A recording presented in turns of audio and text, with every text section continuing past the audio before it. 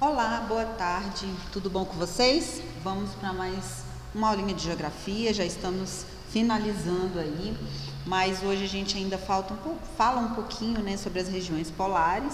E na aula de hoje também eu vou deixar uma atividade, tá? Um estudo dirigido para vocês se prepararem para a nossa AE, tá? Então façam esse exercício. Na segunda-feira eu deixo a correção dessas atividades para vocês, tá? Então é muito importante vocês fazerem para relembrar tudo que foi estudado no nosso terceiro trimestre, ok? Então hoje a gente finaliza aí esse assunto sobre as regiões polares e eu queria trabalhar um pouquinho com os conceitos com vocês, tá? Para a gente entender bem esses conceitos quando se trata dessa localização. Então primeiro eu trouxe aí para vocês as banquisas, tá? A banquisa ela é uma camada de gelo flutuante, tá? Vocês podem perceber, essa camada de gelo, ela se dá a partir da formação, principalmente nas regiões dos oceanos polares. E aí é a água do mar congelada, tá? E ela se forma a partir mais ou menos de menos 2 graus centígrados. Então, uma coisa que é muito importante da existência dessas banquisas, por exemplo, são a sobrevivência dos ursos polares, tá? Esses ursos polares, eles dependem fundamentalmente, né, da formação dessa superfície gelada, porque a partir dessa superfície, eles transitam para caçar, né, para conseguir alimento. Então, o que vem acontecendo? Com o degelo dessas regiões, então essa formação tem ficado cada vez mais escassa, né? E isso vai dificultar bastante a vida dessas espécies, desses animais, na busca de alimento. Então, isso vai acontecer principalmente no Oceano Glacial Ártico, né? Então, a gente vai ter o urso polar predominante nessa região e ele está passando por essa dificuldade. Então a gente trouxe aqui um gráfico que demonstra a evolução do gelo marinho ártico durante as últimas décadas, tá?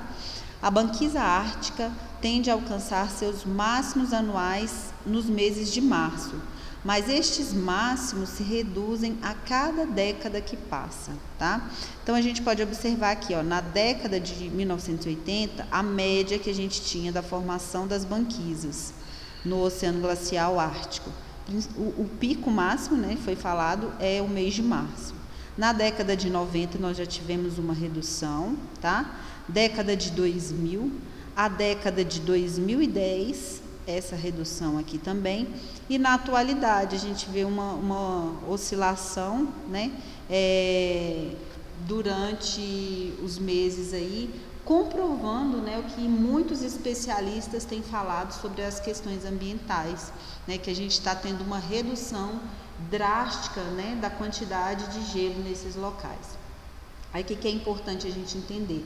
A formação do Oceano Glacial Ártico, né, essas regiões que a gente vai ter no Polo Norte, então elas vão sofrer de modo mais severo, tá? Por que isso? Porque com o aquecimento global a gente tem um aquecimento das águas oceânicas e aí a gente não tem uma área continental, né, no Polo Norte que a gente poderia mencionar como a área continental, né? Por isso que a gente tem o Polo Norte, mas ele não seria um continente, não é estudado por essa forma, porque ele está ali sobre as águas do Oceano Glacial Ártico. Então, por causa dessa oscilação da temperatura, nós vamos ter o degelo mais rápido dessa área também, tá? Do Polo Norte. Lá na Antártida, né, ou Antártica, como vocês preferirem, nós vamos ter também a influência já do degelo, mas aquela região ela está sobre uma área continental, então a interferência ela vai ser menor, né, do que nas áreas do Polo Norte, ok? Então, entenderam aí? A banquisa, então, é uma formação que se dá de água do mar congelada, tá? Isso ocorre a menos 2 graus centígrados, ok? Vamos ver a diferença, os icebergs. Os icebergs, então, são uma outra formação que nós vamos ter, né? É um bloco de gelo que ele vai se desprender de uma geleira, de uma parte continental, tá? Nessas áreas polares aí do planeta. Por isso, elas são comuns nos chamados oceanos glaciais, no Ártico ao norte e no Antártico ao sul do planeta. Então, lá no Ártico, ela vai se desprender das áreas das regiões próximas, né, da Groenlândia, da Rússia.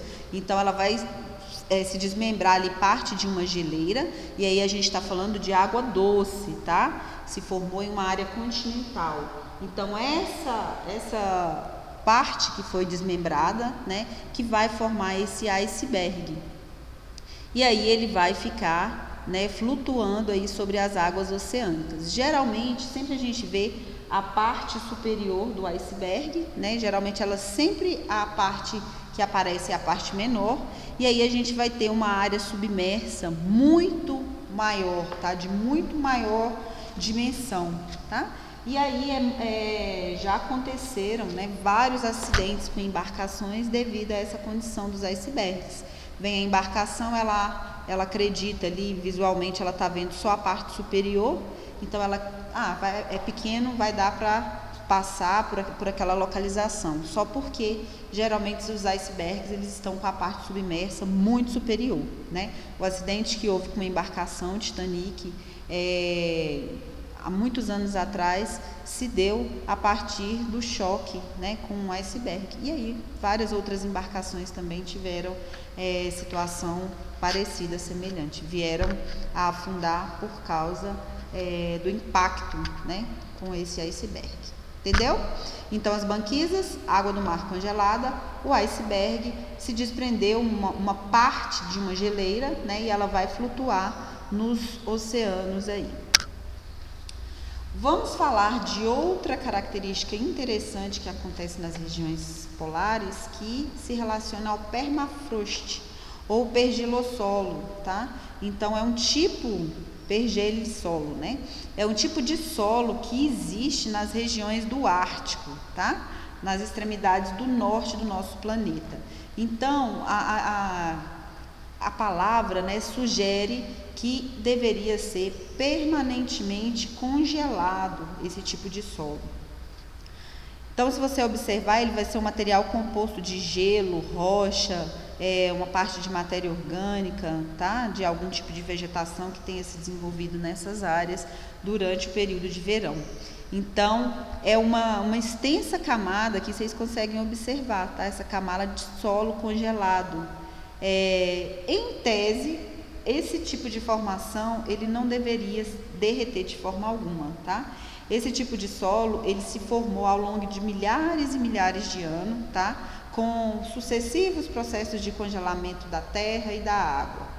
Quando ele se descongela, principalmente no verão, ele vai formar uma área pantanosa, uma área mais alagada, tá? E aí, com esse sucessivo processo aí de formação, esse tipo de solo ele foi armazenando grande quantidade de carbono em seu interior, tá?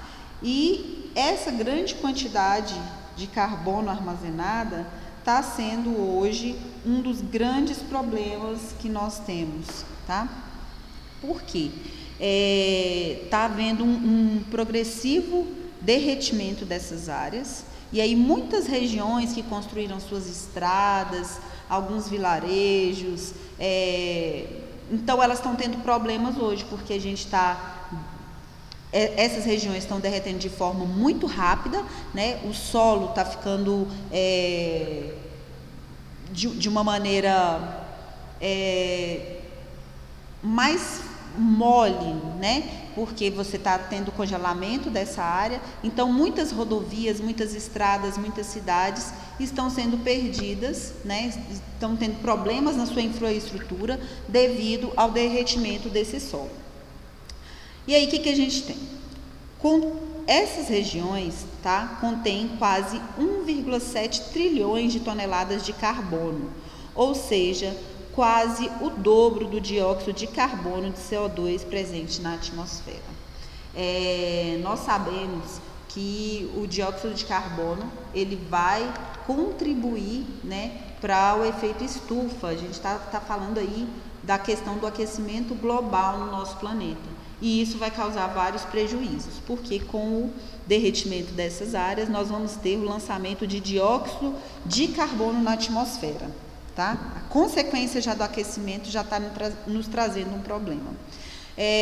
Nesses locais também a gente vai ter gases como metano, que estão sendo lançados na atmosfera.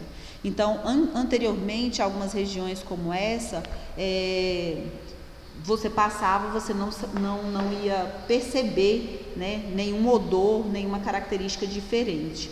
Hoje, além dessa questão de estar uma área pantanosa, uma área mais alagada, tem um cheiro de podre, tá? Por causa desse derretimento que está acontecendo nesses locais e o lançamento desses gases na atmosfera também. Então, com o aumento das temperaturas, o permafrost esquenta e começa a derreter, liberando progressivamente os gases que estavam neutralizados. O fenômeno, segundo os cientistas, deve ganhar velocidade, já que a gente tem observado, né, o aquecimento global. Mas esse não é o único problema, gente. Nós estamos vendo, né, que não temos aí uma perspectiva de redução, né, dessa temperatura, e essas áreas aí que são quase o dobro de dióxido de carbono já existente na atmosfera, ele vai ser liberado, tá? Então a tendência é um maior aquecimento, muito preocupante. E o segundo é porque tem milhões de anos que esse tipo de solo estava congelado, né? E aí aqui a gente vai armazenar nesses locais, com esse processo que ocorreu há milhões de anos, bactérias, vírus, tá? Vários problemas aí que estavam adormecidos de certa forma, porque esse solo era para estar permanentemente congelado. Então saiu uma matéria aqui no ano de 2019, tá? Eu deixei o link aqui, quem quiser dar uma olhadinha. Além de todos os efeitos climáticos já existentes aqui, o degelo do permafrost, que abriga bactérias e vírus, às vezes já esquecidos pela humanidade, também representa uma ameaça para a saúde. Em 2016, um menino faleceu na Sibéria após ser contaminado por antraz, o que não acontecia há 75 anos na região. Então, esse menino aí, ele foi contaminado, né? E muito possivelmente por causa do degelo desse solo. Por que isso? Os cientistas perceberam que a causa, muito provavelmente, foi devido ao descongelamento de um cadáver de rena, que havia sido vítima de antraz várias décadas antes, né?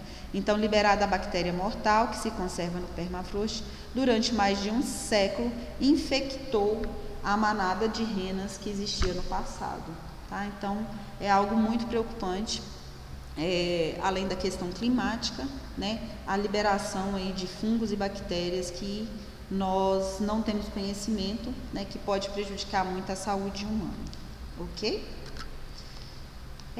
Novas rotas comerciais. Então, o que é importante a gente perceber também, que esse degelo dessas áreas, principalmente do Oceano Ártico, tem trago formação de novas rotas, né? No período do verão a gente vai poder transitar, algumas regiões vão poder transitar aí de modo mais rápido, tá? Um problema que está trazendo aí uma nova rota para algumas regiões. Então, o derretimento da camada de gelo do Ártico possibilita a abertura de duas rotas para a travessia de navios. Uma delas, conhecida como a Rota Noroeste, tá? Ela contornaria o Canadá, e a outra é a Rota Nordeste, que ela vai passar pela costa da Rússia, e ela já está sendo utilizada durante o verão. Essas rotas, elas vão cruzar o Ártico, né, pelo centro, caso a gente ocorra em algum momento, né, o degelo total dessa região. Alguns estudos aí da Administração Nacional Oceânica e Atmosférica prevêem já que o gelo dessa região pode desaparecer totalmente durante o verão de 2040. Então, isso abriria uma rota de navegação livre para essa região. Mas os impactos, né, para a sociedade, o aumento do nível do oceano, né, então várias questões seriam muito impactantes para toda a população.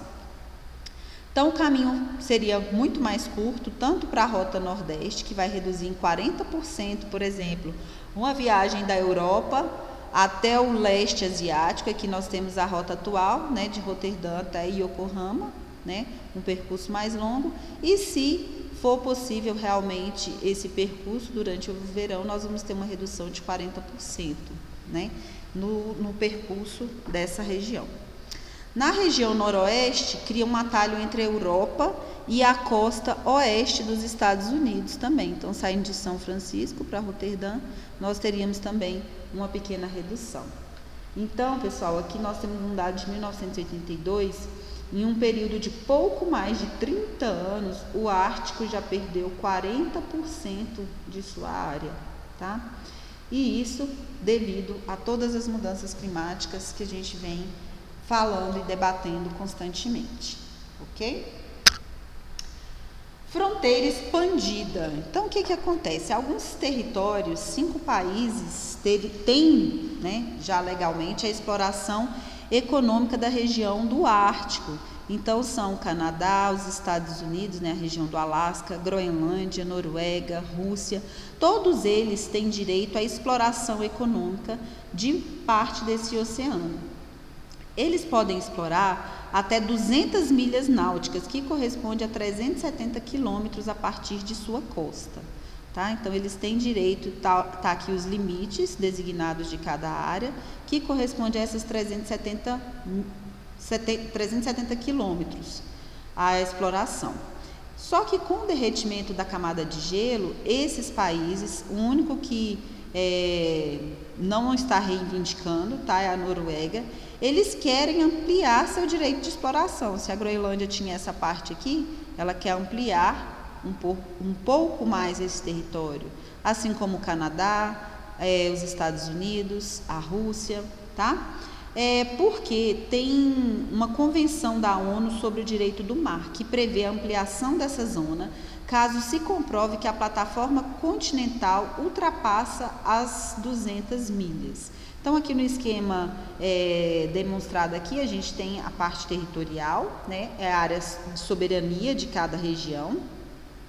E aí nós vamos ter a área que corresponde de 12 até as 200 milhas náuticas. Então, essa é a área de exploração econômica, tá? Onde tem a plataforma continental. Então, direitos de soberania, de recursos naturais na água do mar, no leito e no subsolo do oceano. Então, pode ter exploração econômica em toda essa região. E aí, eles estão reivindicando, tá, a plataforma continental estendida, então está demonstrado aqui no mapa, direitos de soberania também desses territórios, tá, para explorar os recursos naturais existentes.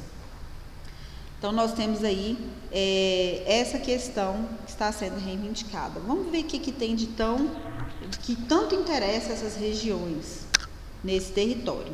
Já que a gente está tendo degelo, né, de parte desses territórios, então a exploração econômica se torna mais fácil. E aí vai permitir que o petróleo e o gás, que antes eram inatingíveis, né, passem a ser explorados de modo mais fácil. Então, no campo, nesse mapinha aqui abaixo, a gente vê que a região mais centralizada, tá, ela é reivindicada pelos países que compõem os países do Ártico, tá? O potencial de exploração vai ser bem menor. Então, olha só, o potencial de exploração de 100%, a gente tem territórios da Rússia, da Noruega, tá, do Alasca. E aí, nessas áreas aqui, que foi delimitada, que eles ainda estão reivindicando a exploração desse território, nós vamos ter um recurso mais reduzido, tá? Mas aí, o território da Rússia ainda vai se sobressair, que ele vai ter um percentual um pouco maior, né, para explorar esses territórios.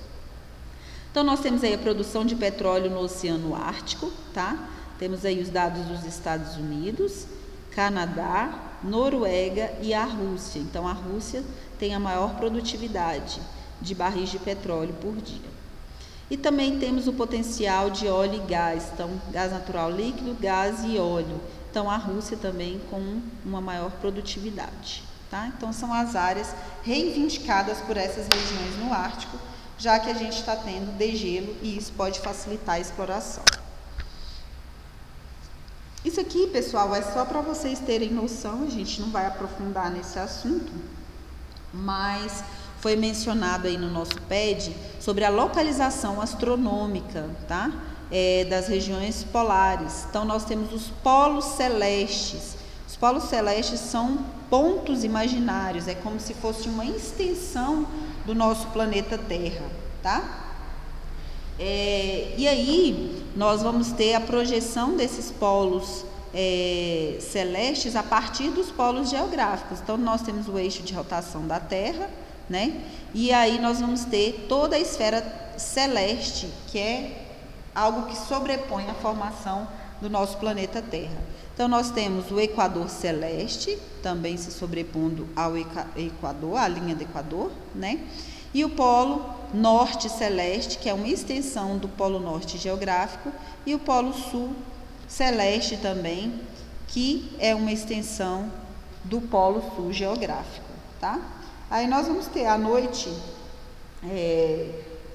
se a gente fizer a observação, né, do movimento aparente que a gente tem, é como se o céu ele estivesse girando do leste para o oeste, né, concluindo toda aquela volta que vai durar 24 horas, né, que é o sistema de rotação da Terra. Então, nós vamos ter esse movimento aí, e aí eu queria só trazer essa localização astronômica para vocês. Quando a gente vai se aprofundar na parte de astronomia, a gente tem que ter noção dessa formação, né? Porque aí a gente vai conseguir fazer um estudo mais abrangente dos astros a partir dessa formação do polo norte celeste e polo sul celeste também, ok? Vamos lá, nós temos um programa, né, na Antártida, que é o PROANTAR, que é o Programa Antártico Brasileiro. Lembra que nas últimas aulas a gente falou muito dessa região, que a gente tem várias estações de estudo, de pesquisa nesses territórios? Então, foi criado um programa, né, nessa localização, na Antártida, que foi criado em 1982. E é um programa do governo brasileiro, gerado pela Comissão Interministerial para os Recursos do Mar, tá? Tem presença no continente da Antártida e também no Oceano Austral ou Antártico. Então, toda aquela região é protegida por esse Programa Antártico Brasileiro. Então, eles coordenam a pesquisa, apoio operacional para qualquer necessidade de pesquisa nessa região. Atualmente, eles mantêm a estação de pesquisa, que a gente falou na última aula também, uma estação que incendiou, passou por uma reforma e hoje é uma das mais modernas que a gente tem, né, produzindo ali até sua própria energia eólica e tudo. Então, nós temos a Estação Antártica Comandante Ferraz, né, que é a estação de pesquisa que nós temos na Antártida. E bem como vários acampamentos também e apoio através de navios de investigação, tá? Então, nós vamos ter um apoio total desse Programa Antártico Brasileiro, está vinculado à Estação Comandante Ferraz, ok? Aqui eu trouxe para vocês um mapinha também da região polar, Polo Norte aí, né? Que o Polo Norte, como eu falei para vocês, ele não faz parte de nenhum país específico, né? Mas nós vamos ter vários países que vão ser abrangidos por todo esse território, né? Os Estados Unidos, o Alasca, como eu falei para vocês, Canadá, Rússia, Dinamarca, Noruega, Suécia, Finlândia. Então, todas essas regiões são abrangidas pelo Polo Norte. Então, nós sabemos que nesses territórios nós vamos ter uma população que a gente chama, né, de esquimós, mas que já observamos aí na aula anterior que é um termo pejorativo, eles não gostam de ser chamados desse modo, né? E aí nós vamos ter os inuits, né, que eles ocupam vários territórios, se a gente observar aqui, desses países que a gente mencionou agora. Então, os inuits, que são os povos do Ártico, né, são um povo muito importante nessas regiões, eles são membros da nação indígena esquimó, né, e eles residem aí no Canadá, no Alasca, na Groenlândia. E no século XV eles estabeleceram os primeiros contatos com os baleeiros franceses e pescadores de bacalhau, tá?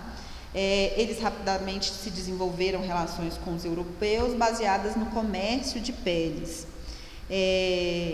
O Canadá, esse comércio de peles, eu até achei interessante, né? O estudo sobre esse povo inuit que a gente está estudando, você vê que a vestimenta deles é muito feita a partir da pele de animais, né? Então eles retiram essa pele dos animais e para curtir o material, para conseguir manusear e formar as peles, eles deixam curtindo esse material em urina.